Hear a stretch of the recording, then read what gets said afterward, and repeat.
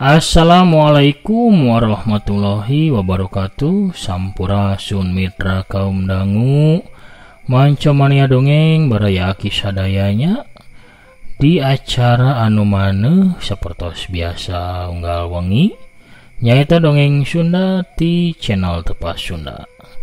Masih neraskeun hanca anu katunda nyaeta Jawara Pedang Dewa bagian ayeuna teh dugi ka bagian 28. Kumaha lalakon Sanjaya saterasna urang Bandungan wae sakedap deui sasarengannya.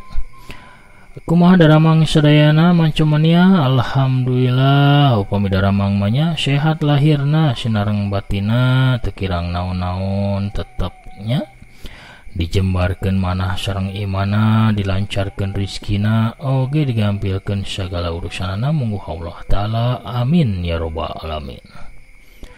Anu nembean manco, anu nembean ngadangukeun ulah asa-asanya mangga di subscribe wae di toel tombol loncengna supaya saya notifikasi upami akin raskeun hanca dongeng. Oke ulah hilapnya paparinan laikna supaya sakina langkung semangat serta nu bade ngintun salam atanapi atensi tiasa diserat dina kolom komentar atanapi di kolom pairan bakal diawaskeun saparantosna rengse aki madar dongeng. Anu bade nge-share mangga di-share bae nya saseur-seur na bantosan akina boh ka grup keluarginya, grup naon we nya di grup WA, grup Telegram, grup Instagram atanapi grup Facebook mangga di-share wae. Hatur nuhun parantos like, subscribe, oge komen sareng nge-share na nya hatur nuhun pisan pangrojongna ti wargi sadaya. Sepadas tenyang kolong kana waktu sapertos biasa urang ngamparkeun deui nya sama kabuitanana atuh sor bajigurna sareng goreng rarawuanna nya kaleresan aya rarawuan. Mangga kaparayun sadayana Jawara Gunung Galunggung Trasanana nyaeta Jawara Pedang Dewa bagian 28 Perung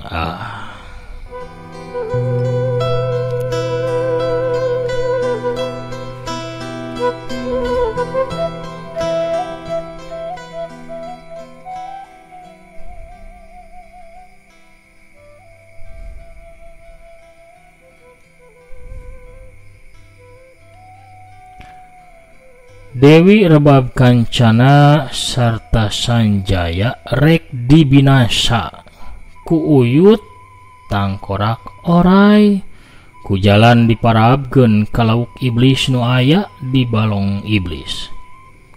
Sabab ari kudu tarung sacara adil mah ngalawan Dewi Rebab Kancana ge cantang tu Uyut Tangkorak Oray teh kuateun cantang tu sanggup komo lamun kudu ngalawan dua nana sakaligus.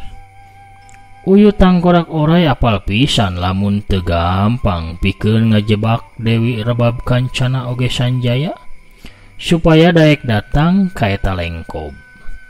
Tapi dasar jalma licik sarta pinter nya panjang deui akalna. Si Uyut teh gancang menang akal kumaha carana sangkan Sanjaya oge Dewi Rebab Kancana daekeun datang ka eta tempat. Salian ti licik teh Uyut Tangkorak Oray teh panjang eta nganana teh pikeun ngajaga sagala kamungkinan manehna teh ngahubungan baturna dua urang tokoh silat karaton nyaeta Baramaen Edan jeung dulur kembarna nyaeta Baramaen Hihid Hejo.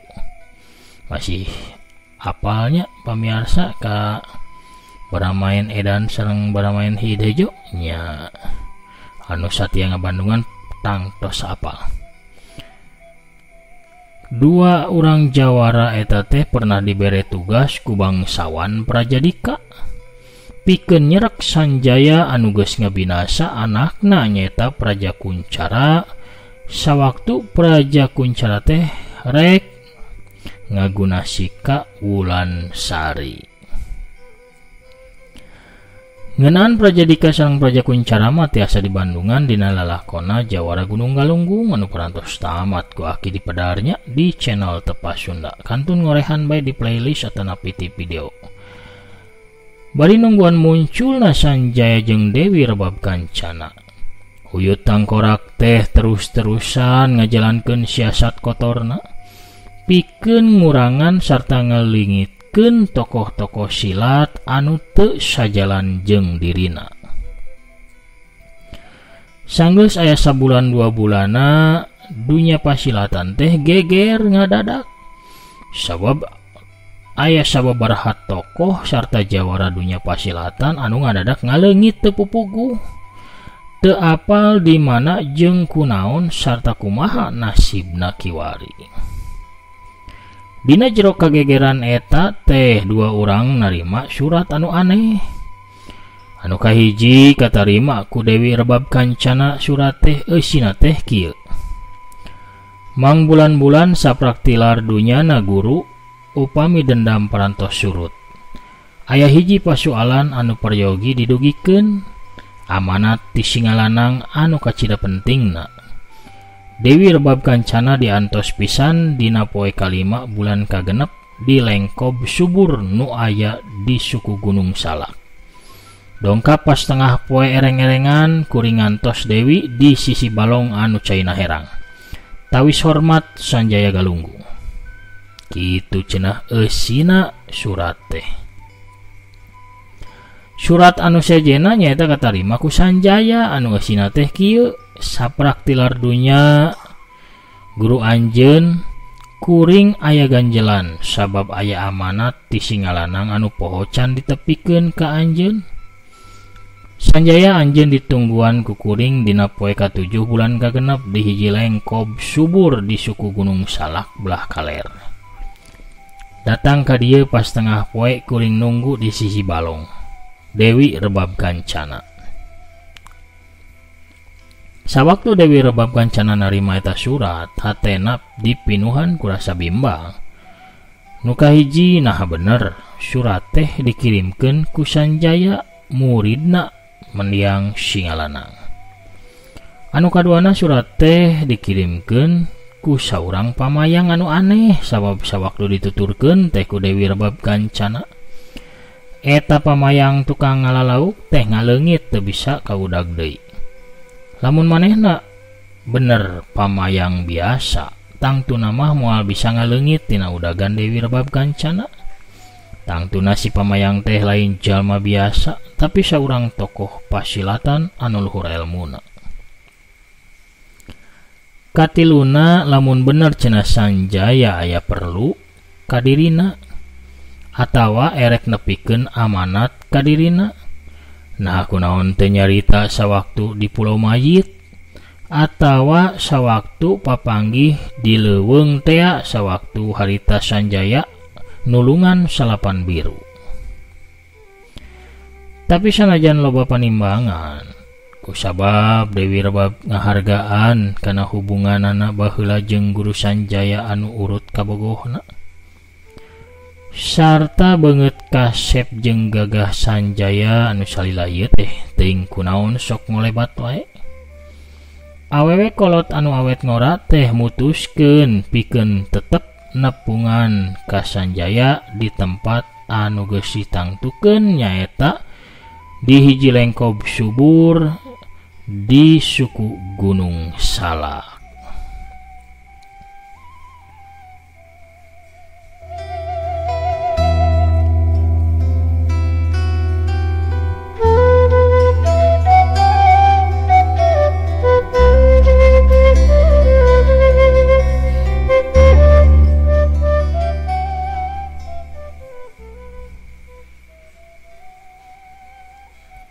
Tapi dina lumampahna nuju ka Gunung Salak teh Dewi Rebab Kancana salse sakadaekna. Sabab dina pikirana lamun bener cenah Sanjaya memang perlu kadirina, nyawayahna we Sanjaya teh kudu daek nungguan dirina. Kusabab lumampahna salse Dewi Rebab Kancana tepi kalengkob subur teh telatna tepi kadua poe. Anu sakudu nama poe kalima bulan kagenep Dewi Rebab teh tepi di poe anu katujuh bulan kagenep. Dewi Rebab ngilikan sabudereun tempat manehna ngadeukeutan ka sisi balong, diuk dina batu bari ngahuleng sabab geuningan Sanjaya teh henteu katempo di dinya.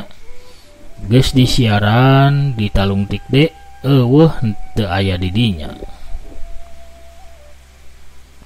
Sedengkeun Sanjaya anu keur aya di belah kulon dina raraga manehna teh hayang naluntik. Nah di mana Kumala Dewi jeung anakna datang ka lengkob subur teh arahna ti kulon lain ti arah wetan. Tapi ku kieu teh ieu anu bakal nyalametkeun dirina. Sanjaya teu malipir atawa nguriling neangan jalan anu merenah atawa ngeunah, tapi terus lempeng bae nurunan lengkob. Sanajan lengkob belah kulon teh nang tawing pisan sarta dipinuhan ku batu-batu anu laleur lalukutan. Sanjaya anu tumpak kuda panah bodas turun tina tonggong kudana sabab jalana anu berat hese heureut taringgul matak bahaya pikeun kuda mah. Panah bodas tungguan di dieu nya. Anjeun mah nyatuan bae heula. Kuring aya perlu rek handap heula rek manggihan heula sobat kuring. Cek Sanjaya nyarita ka kudana kawas ka jelema we diajak nyarita. Panah bodas teh ngicep-ngicepkeun panona. Bari unggek-unggekan malah mah kawas nu heueuh we ngarti. Geus kitu mah Sanjaya teh terus nurunan lemping anu turun ka lengkob. Lalaunan Sanjaya turun. Ku sabab datang ti kulon Sanjaya jadi datang ti arah satukangeun tempat anu biasana dipake nyumput ku pecak kiwe jeung pecak tengen.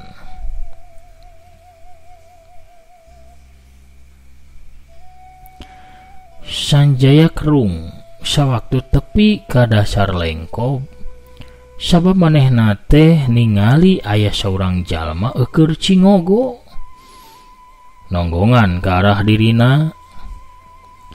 Launan bari rerencepan Sanjaya teh ngadeuketan ke arah eta jalma. Dina jarak 15 lengkah Sanjaya kakarak sidik saha anu keur cingogo teh.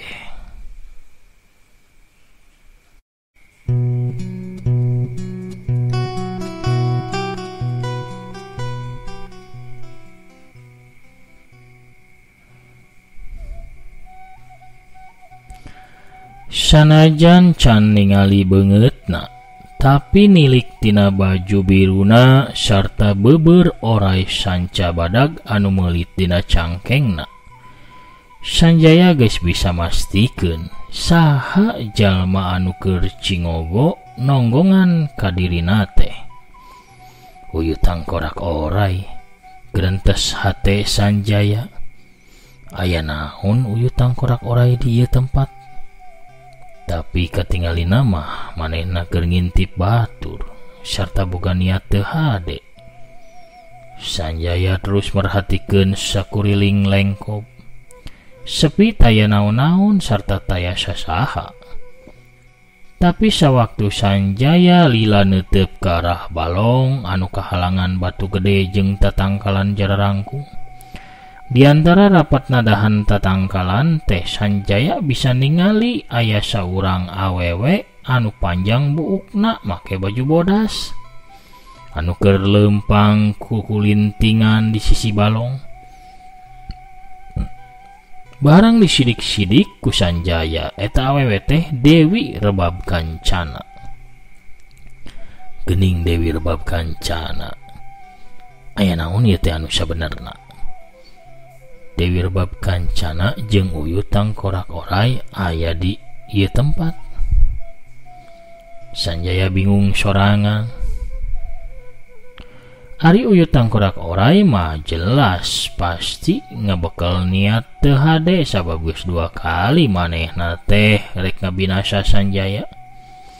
Malah nu panungtung mah sawaktu Sanjaya jeung Salapan Biru harita tepi ka Maceleng asup ka jero jungkrang. Kusabab dikarepuk ku opatan jeung balad-baladna Uyut Tangkorak Oray.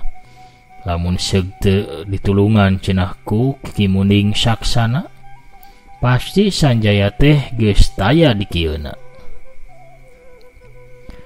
Dewi Rebab Kancana nu harita pulang anting di sisi balong ngarasa kaduhung hatena kusabab manehna lumampah sakadaek.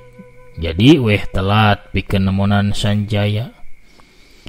Bisa jadi Sanjaya mah geus nungguan ti kamari-kamari keneh, malah mah geus tepi ayeuna meureun nungguanana teh. Atawa meureun kakarak bieu pisan indit tidinya sawaktu manehna acan tepi kadinya. Uyut Tangkorak Oray hatena teh kesel kacida sabab Dewi Rebab Kancana teh datang di poe anu sarua jeung anu dijanjikeun ka Sanjaya. Padahal ngahaja Uyut Tangkorak Oray teh ngirim surat anu eusina beda poe anu dijanjikeunana sabab lamun seug cenah Sanjaya jeung Dewi Rebab Kancana dijanjian dina poe anu sarua. Bisa-bisa maranehna panggih di jalan atawa papanggih di dinya tapi moal marandi sabab era ku masing-masing. Uyut Tangkorak oge kesel kunaon Dewi Rebab Kancana lain geura mandi, padahal panon poe teh keur panas-panasna. Tangtu bae Dewi Rebab Kancana teh mikir 2 kali rek mandi harita sanajan hareudang ge. Manehna sieun jol datang we sawaktu manehna bubulucun jol aya Sanjaya muncul atawa jalma sejena manehna sieun kawirangan. Uyut Tangkorak Oray ukur bisa miharep Dewi Rebab Kancana gancang mandi supaya bisa gancang diberesan diparabkeun ka lauk iblis. Sarta Sanjayana ulah waka datang. Uyut Tangkorak teu apaleun yen sabenerna mah Sanjaya mah geus aya di satukangeun dirina.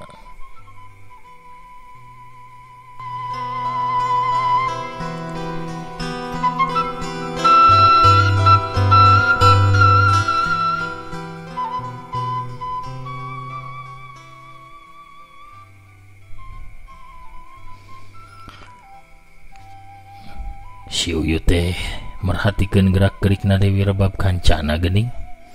Aya naon ieu teh anu sabenerna? Naha Uyut Tangkorak kitu anu ngirim surat ka aing? Geureunteu Sanjaya dina hatena. Di sisi balong mah Dewi Rebab Kancana pikeun miceun kesel sarta waktu nungguan Sanjaya. Manehna metikan kembang malati anu aya di sisi balong diselap-selapkeun gana bajuna. Panonna mancrong ka jero balong anu memang caina teh herang, tepi katingali dasar balong teh jelas katingalina. Kucuprak leungeun Dewi Rebab Kancana teh nyiuk cai karasa ti istur seger. Tuluy nyiuk deui bari disibeungeutkeun kana beungeutna anu karasa panas da puguh keur tengah poe ereng-erengan. Dina hate Dewi Rebab Kancana jadi timbul pisan hayang mandi. Memang geus sababaraha poe deui manehna teh acan mandi salila lumampah nuju ka eta lengkop. Katamah-tamah memang harita teh poena panas kacida. Da puguh keur usum halodo. Ngan bae ras deui Dewi Rebab mikir kumaha lamun seug sawaktu manehna mandi Sanjaya datang ka dinya. Aing mandina ulah taranjang jeroanna kudu dipake ieu teh. Susuganan we Sanjaya datangna sanggeus aing beres mandi. Kitu gerentes hatena Dewi Rebab Kancana. Satuluy nama Dewi Rebab Kancana teh ngalaan baju luarna, lalaunan manehna teh turun ka balong. Uyut tangkorak oray nyerengeh seri bunga. Ayo sia ka tengah, turun sia ka tengah Dewi. Gedeng deui sia bakal rubah dihakan ku lauk iblis. Bakal jadi tangkorak sia rasakeun. Sawaktu Dewi Rebab Kancana aya di tengah balong, uyut tangkorak oray teh gancang-gancang ngarampaan tali hoe anu aya di handapeun rungkun. Sanggeus karampa manehna gancang nyurungkeun eta tali hoe sakaligus. Tutup tambaga panto terowongan teh kasurung muka. Ribuan lauk hideung nu awakna segi 3 bari huntuna ranggeteng kawasra gaji teh ting burisat ngaburusut kaluar kabeh di terowongan nuju ka jero balong. Dina kaayaan genting kitu pikeun kasalamatan diri Dewi Rebab Kancana. Ngadadak aya sora kuda anu lumpat ka belah dinya sarta aya sora jalma anu ngagorowok tarik. Awas, ulah mandi di balong, bahaya, geurah hayat, bahaya, bahaya, hayat di balong. 3 urang jalma anu aya di dinya ngagebeg-rewas babarengan. Dewi Rebab Kancana, uyut tangkorak oray sarta Sanjaya sarua rewasna ngadenge kitu teh. Bangsat, kurang ajar. Saha jalma anu ngagorowok teh. Uyut tangkorak oray gancang nangtung sarta tuluy ngintip di sela-sela tatangkalan.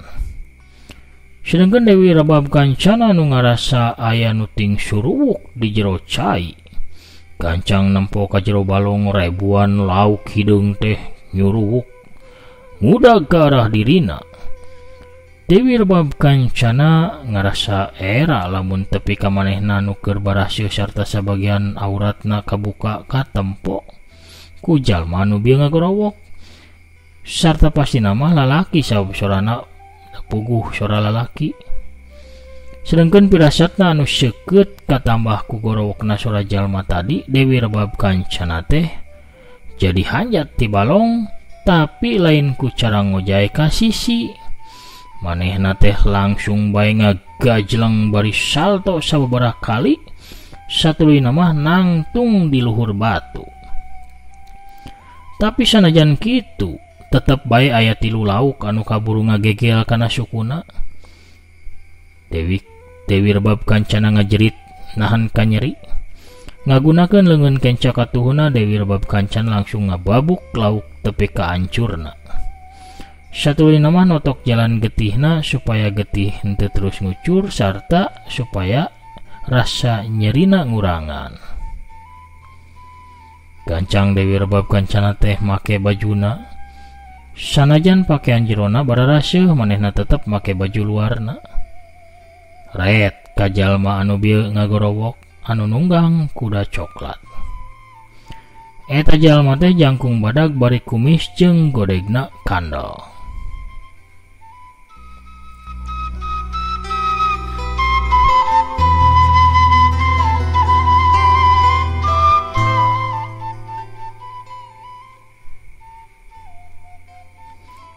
Dipelong ku Dewi Rebab Kancana nu beungeutna sepa kawas mayit muring kak oge puluh punduk eta jalma. Kuring teh teu wawuh ka anjeun, tapi kuring ngahaturkeun nuhun sabab anjeun geus mere nyaho yen aya bahaya di jero balong. Saha ngaran anjeun sarta aya naon sabenerna di jero balong teh? Cek Dewi Rebab Kancana. Aran kuring teh Parangwulung. Urut pangawalna Tumenggung Jatirana. Tumenggung Jatirana 3 bulan ka tukang maot di jero balong eta. Digorogot daging jeung sagalana ku lauk-lauk ganas anu garalak. Tuh, tingali tuh ka jero balong. Eta ta laukna teh. Cek eta jalma anu tayalian parang wulung pamiarsa, masih emutnya ke parang wulung mah. Bari nunjuk ka jero balong. Dewi Rebab netep seket ke jero balong. Memang loba pisan lauk hideung anu ting surubuk kaditu ka dieu. Awakna segitilu sarta sungutna teh calangap bae nembongkeun huntu-huntuna anu sareukeut ka wasra gaji. Dewi Rebab inget kana tilu lauk anu tadi ngegel ka dirina, karasa nyeri pisan digegel eta lauk teh. Tapi pikeun meakeun kapanasaran Dewi Rebab nyekel rebabna. Manehna tanggah ka luhur. Sawaktu aya manuk leuweung anu ngaliwat di luhureun balong. Curugna narik salah sahiji senar rebab, barasat aya sinar leutik ngolepat ka luhur, ngabarasat bodas semu koneng. Kadenge sora anu ngajuit manukna di luhur teh disada. Saterusna mah manuk teh ngalayang murag ka balong. Lauk-lauk iblis gancang paboro-boro parebut ngagarogotan manuk. Dina waktu anu kilat ge manuk teh leungit beak taya sesana, beak jeung tulang-tulangna sarta buluna. Kunaon geuning parang wulung aya di dinya? Parang wulung teh sanggeus ditulungan ku Anggraeni sarta soratan parupa, manehna bingung. Sempet rek balik ka kota raja pikeun nepungan anak pamajikanna, tapi dibatalkeun. Sabab pasti pikirna dirina teh bakal ditewak. Saterusna mah digantung di alun-alun. Atuh akhirna mah parang wulung teh boga tekad pikeun mersihkeun ngaranna. Manehna mutuskeun pikeun nyilidik balong anu aya di lengkob subur. Aya rahasia naon jeung aya naon anu sabenerna manehna jadi penasaran. Nyiaran bukti pikeun ngabebaskeun dirina tina fitnahan. Nya manehna teh balik deui ka balong tempat tiwasna tumenggung jatirana.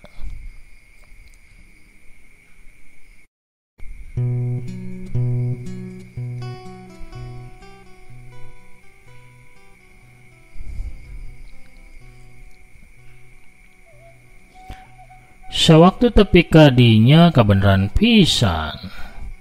Bareng jeung asupna Dewi Rebab kancana ka jero balong, atuh parang wulung teh langsung ngagorowok. Ngabejaan sabab manehna nyaksian sorangan lamun eta balong teh balong anu ngandung maut matak pibahayaeun. Ku sabab gorowokna parang wulung eta, Dewi Rebab kancana teh jadi salamet tina bahaya maut anu meh bae ngabinasa dirina. Saha nu boga pagawean edan ieu? Cek Dewi Rebab kancana. Parang wulung ukur gogodeg. Pok manehna ge nyarita. Justru kuring ka dieu teh pikeun nyilidik. Sabab kuring jadi jalma buronan ayeuna teh. Ku sabab kapitnah. Kulantaran balong jeung lauk iblis ieu. Dewi Rebab kancana ngagrentes dina jero hatena. Moal kitu eta jajaka anu ngirim surat ka aing, tapi da aing teh teu boga salisih paham jeung teu boga rasa mumusuhan jeung manehna mah. Malah aing nu ngabejaan ka dirina sawaktu manehna rek dikarepuk ku uyut tangkorak oray jeung batur-baturna.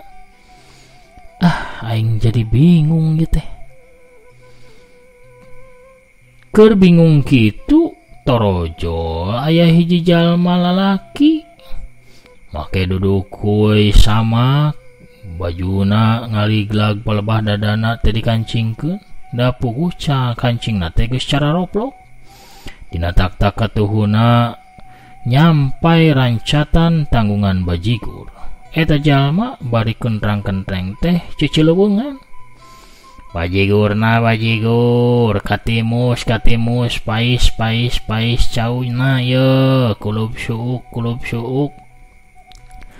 Rarawan kulub hui. Gitu pamirsa. Aduh kudongkapna tukang bajigur cagah. Urang ecageun heula dongeng nanya. Sakitu heula panginten untuk kapihatur pamirsa urang ngabajigur heula. Enjing urang teraskeun di acara anu sami nyaeta terasana hanca dongengnya bagian anu salajengna. Satrasna urang aos heula atensi salam atanapi patarosan anu tos lebet. Aya Rizka Maulana ki sekedar saran saurna mun tiasa mah jam tayang dongeng teh jam 8 malam weh teu wengi teuing sumuhun kepala imah malah aki ngajadwal ti tabuh 4 sonten aya turun di tabuh 5 turun di tabuh 7 kitu kumargi kunaon upami aki netepkeun jadwal sigana bae ngadongeng nanya sigana we ukur saminggu dina sasasih teh kumargi teterang da kasibukan aki mah kitu geuning kumargi makhluk sosial mah kitu geuningnya aya wae anu ngulem hajatan nya aya anu kapapatena nu maoteun teh tahlil teh nya janten kadang-kadang nya kumaha da kaleresan aki mah seueur baladna seueur kenalan janten aya wae uleman teh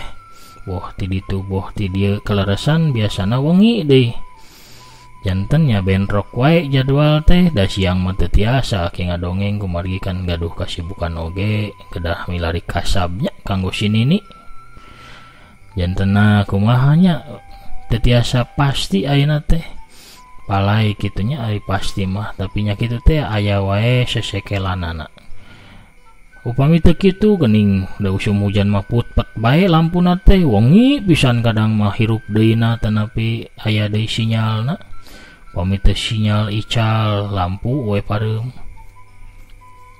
di wilayah aki mah sapertos kitu saterasna oge tah samodel ayeuna kedahna mah aki moal kedahna mah ngantunkeun dongeng kumargi naon kumargi kan sadere kaki nembe ngantunkeun ka bancen waktosna nya kakirangan ku kasibukan panginten kedah tahlil teh kedah naon teh tah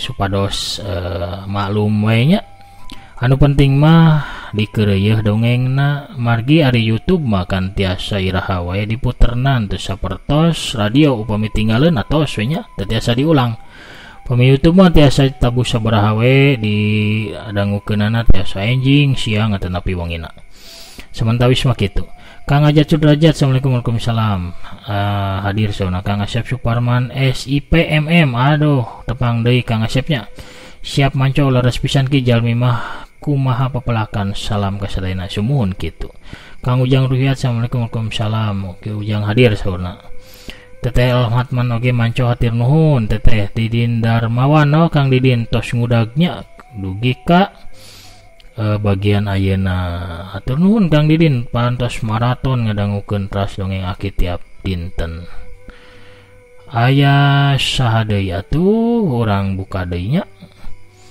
sakedap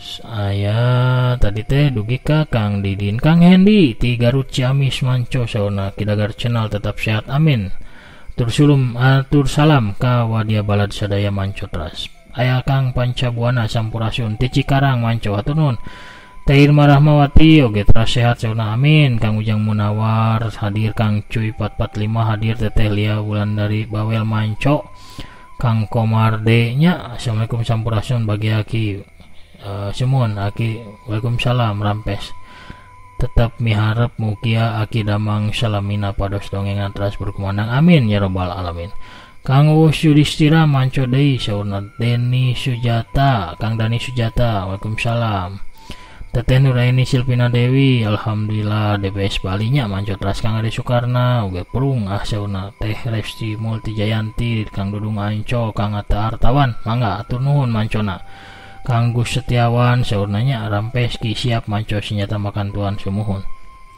Kang Datim Hermawan Waalaikumsalam teu pernah katinggalin saurna ngadangukeun tras satur nuhun Kang Tedi Rahmat oge manco Teh Wiwin Satyanya di Subang Taiwan atur nuhun. Kang Teteh Yuniar Nur Halija, alhamdulillah jawara pedang dewa medade mugi lancar ki sumun amin. Teteh Entin Kartini ti Bandung tehnya atur nuhun hadirna Teh Intan Ramadhani oge hadir teras. Kang Asep Suherman, waalaikumsalam Kang Asep, tiasa kirim salam mangga. Kirim salam kanggo ka kulawargi di Pasir Kurai Cipecang Pandeglang. Oh Cipecang sumun apa lagi Cipecang banyak salam kangen sauna ti Bekasi atur nuhun ki sami-sami samulihna. Kang Ugan Gunawan hadir wangina. Saya pisan maraban laukna ku daging jalmi ki sumun garendut segana. Aduh Kang Asep Suherman, waalaikumsalamnya eta hatur nuhun pisan pidoana. Kang Ade Goler oge mantap pisan sauna hatur nuhun. Teh Yeni Rustini Bekasi tehnya kumaha nasib Kumala Dewi sauna sareng putrana teh acan di Pedardi teh acan. Eta mah tebih keneh sigana mah Kumala Dewi mah panungtung asana kaluar deui teh saparantos putrana Ageng pan bade balas dendamnya. Tebih keneh ka Kumala Dewi mah lalakona. Panjang soalna Ari Sanjaya teh. Kang Cecep Koswara salam ki urang ki aya urang Walandana teu cenah. Atanapi urang Tionghanana Tionghoananya kapungkur ge pasti aya keren teh acan kaciriuskeun we meureunnya ki. Oh teu aya sigana mah. Teh acan kaciriuskeun tahun 1860-an ieu teh. Di kerajaan-kerajaan teh asana nya masih aya ge pangingten teu tiasa kumaha-kumaha teu kapilem lah. Atanapi emang cariosna teu medar kadinya. Ngalalahkonkeun loba di leuweungnya sanes loba di lembur deui mah seueur di leuweung seueur di gunung-gunung di guha-guha. Margi lalampahan ieu panginten lalampahan naon teh Jawaranya benten deui. Kang Ari Sutrisna alhamdulillah manco Bogor Kota Bogor Kota Gulutuk Cele dina samak butut saurna cobek belut hatur nuhun. Kang Omen Cileungsi Bapak Wasiman oge hatur nuhun partos hadir. Kang Muhaliandik 750 saliasa Ciwidey teh nya mancot ras hatur nuhun amin ah. Kang Teteh Mutiawan Kang Agus Ligas Laksana oge hatur nuhun teu oleh ngadoakeun mancot ras baktos saurna ka Aki lancar rezekina amin amin. Dan di Cibatu assalamualaikum ya Kang Opang Satrianya aduh hadir deui. Ki Soma teh aya 2 nah Sanjaya bakal aya 2 henteu tos maot Soma hijina mah kaliwat sigananya tos teu aya. Linda Imut Bandungnya Teteh Linda Imut Teteh Kang dan Tedi Swahyudi hatur nuhun aya dilah adilahnya hatur nuhun. Kang Nugraha Bewok assalamualaikum waalaikumsalam sehat sapuran camin. Kang Etobri oge di Pasuruan nya tang Dedi Wiguna cenah jalan para jawara akibat icalana ka para jawara sareng kaunggal tempat anu angker acukna seep kancingna mun teu cenah inu masian. Antra mod di Jeddah tehnya Sancomania saurna Kang Asep Kurniawan. Inot 85 channel Jos saurna di Cirebon hadir hatur nuhun hadirna. Kang Undawa Banyawangan amin hatur nuhun pidoana. Teras Fadilah Muhammad Teteh Yulinda Belia Muhammad Abdul Rosyid assalamualaikum waalaikumsalam. Cici Kampek teh hadir deui nya hatur nuhun. Kang Setia Budi Rahmat Hidayat Kang Ali Alun Dana Leo hadir sauna Kang Agus Sumantri oge teras Satya Teteh Temi Maliha Makomo. David Andrian hadir deui hatur nuhun kasadayana parantos komen. Sakitu anu kapihatur akin amit mundur heula. Assalamualaikum warahmatullahi wabarakatuh. Permios jaga hanca.